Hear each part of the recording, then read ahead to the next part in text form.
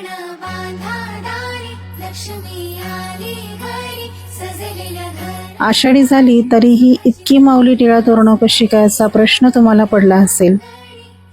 पण माऊली टिळा तोरण हे माझं स्वतःचंच ओरिजिनल प्रोडक्ट असल्यामुळे वर्षाचे 12 महिने त्याच्या ऑर्डर सुरूच असतात, मागणी सुरूच असते.